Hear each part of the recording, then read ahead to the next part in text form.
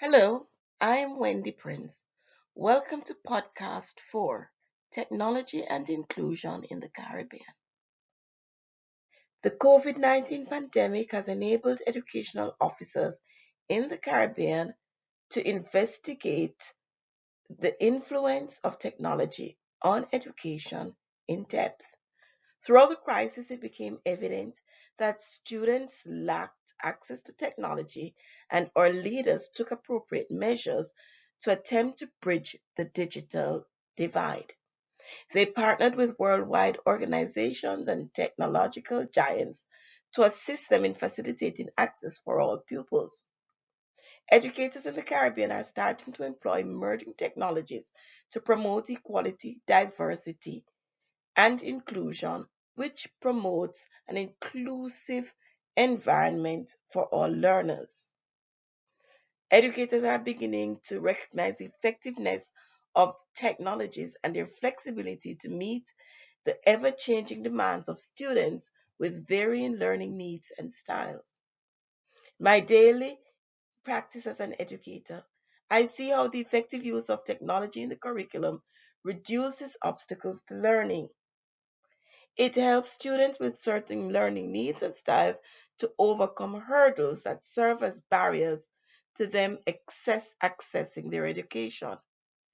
The integration of technology not only benefits the students but also gives educators a greater grasp of the best learning tools and environments to nurture inclusion in education regardless of race, religion, political persuasion, color, social status, age, physical ability, and other learning challenges.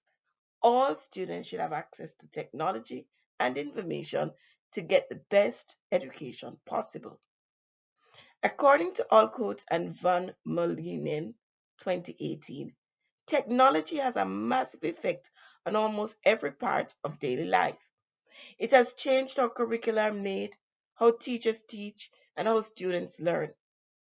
Teachers and students can now work together and talk to each other through their digital devices. The classrooms have changed from physical places to online environment for students to learn. Students can access learning experiences from different parts of the world, giving online learning communities different points of view. Technology tools like video conferencing, blog posts, and podcasts make it possible for students and teachers in different parts of the world to share and work together. The increased use of technology has made it easier for the educator's role to change from being a leader to being a facilitator or a guide. Schools, universities, and training centers have started to change the way teaching and learning spaces are set up based on a new design model that aims to make it easier for students and teachers to interact with each other and with each other's technology. Despite the apparent relevance of technology in enabling students to develop in their education, there are still barriers to accessibility, since many Caribbean nations struggle with internet connectivity and students' access to devices. Several of the nation's fiscal limits have resulted in these complications. Due to budgetary constraints, many educators have restricted access to technology. Providing every student in the Caribbean with a digital device may be difficult at this time also. There are also instructors that lack the ability to integrate technology into the curriculum, posing a significant obstacle to an inclusive teaching and learning process. It is the responsibility of education leaders to offer teachers with professional development and lobby for more funding to expand access to technological resources. In order for teachers to be effective in the classroom, they need to know how to use screens and tech platforms. IT professionals are needed to help set up, maintain, and help students with any new technologies in the learning environment. In the meanwhile, educators must continue to foster the academic success of their students with the few resources available to them. In doing so, they would be able to apply modern technology to solve challenges of equity, diversity, and inclusion in the Caribbean. As stated before, regardless of origin, circumstances, every student deserves a chance to acquire quality education. Equitable learning accommodates diverse requirements that may be satisfied using the use of technology, according to Zhang et al. 2020. This quality education can be used with the use of technology to support differentiated instruction, education, and the universal design for learning to enhance students' performance. Both UDL and DI education have elements that let students to study using several means. That's according to Glass et al. 2021. Educators must respond to the wide range of student demands in order to capture students' interests. The Universal Design for Learning is a collection of guidelines for supporting the many student learning styles. Educators must acknowledge that children learn in a variety of ways and may benefit from a number of teaching strategies. UDL offers a variety of teaching modalities that facilitate student learning and growth. Educators should implement the theory-based elements of UDL in order to maintain students' attention and willingness to make progress. Constructivism and cognitivism may be found in online and hybrid UDL designed environments.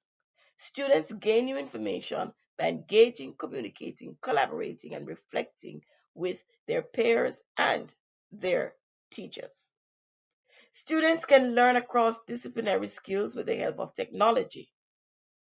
According to Nair and Suryan 2020, effective and useful curriculum design combines the use of technology with the development of skills that can be used across different fields. Digital literacy shows how important it is for students to learn how to think critically, analyze information, communicate, work with others, and solve problems. It also shows how important technology is in helping students learn these skills in today's knowledge-based society.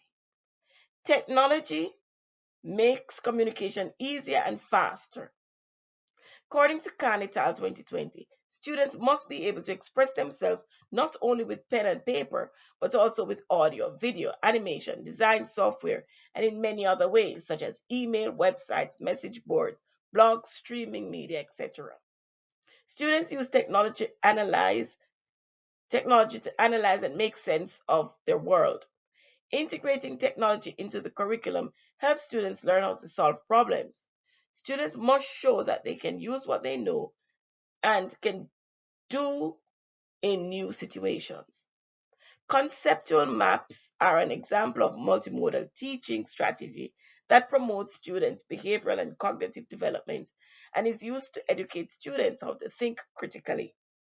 The maps may be used by both traditional and virtual classrooms. Students are aided in the sophisticated thinking necessary for learning by the use of these thinking maps. They do this by graphically showing their understanding of the concepts. Students use the concept maps to determine how curricular subjects are related in terms of cause and effect. In differentiated instruction education, thinking maps may be used in several ways.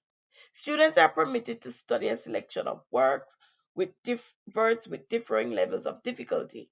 They may offer statistics to indicate their level of material comprehension.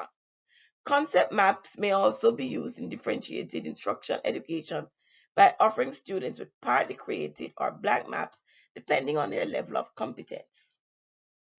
I utilize games as an additional method to maintain students' interest and motivation. Curriculum subjects may be taught in an entertaining manner with use of games. According to Peters et al., adapted games are an effective method for teaching pupils. Games like Study Ladder enable teachers to assign mathematics and reading homework depending on the requirements of the pupils. As students go through the curriculum, they are rewarded for their improved performance.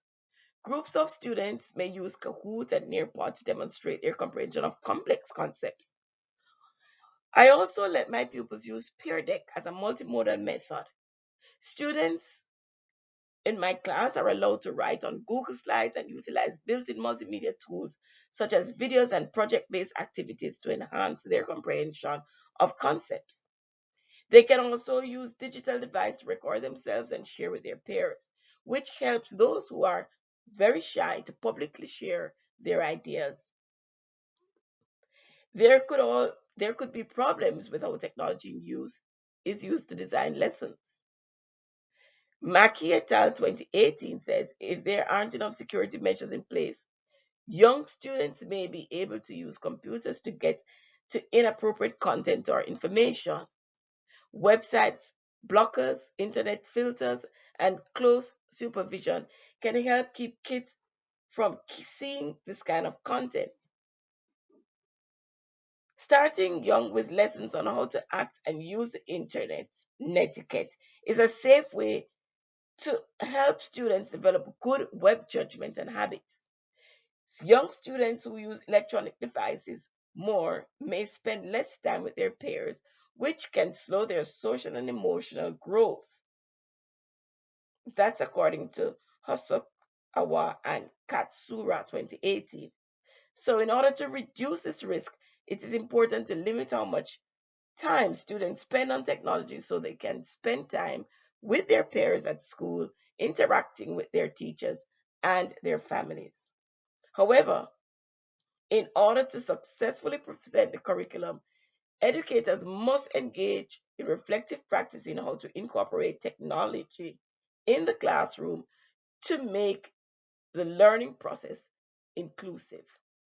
In order to stay informed of the most recent differentiation strategies, educators must explore a variety of technologies to provide their students with several modes of engagement, representation, and action expression, which give the foundation for educators to create differentiation in the classroom and encourage students to cooperate, communicate, collaborate, and become fully involved in the inclusive education process. The obligation of educators is to meet the needs of all students. To fulfill the demands of visual, auditory, kinesthetic, and read write learners, the teachers must ensure that technology is integrated into every aspect of their instruction. In order to accommodate the requirements of students with impairments, educators must deploy assistive technology. This is shown through the application of closed captioning, for example, for students who are hearing impaired. Students must have options for demonstrating their conceptual comprehension. Students should have the opportunity to take responsibility for their own learning and to show their comprehension in whatever way they choose. The demonstrations might take the form of art, dancing, songs, raps, discussions, or any other way that corresponds to the students' learning needs and styles. This is the direction that education in the Caribbean should be heading in order to create a technology-enabled education process that creates inclusive learning environment.